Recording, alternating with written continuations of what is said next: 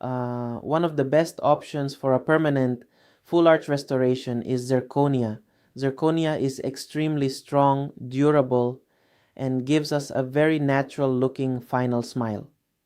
With immediate load dental implants, however, we normally do not place the final zirconia restoration on the day of surgery.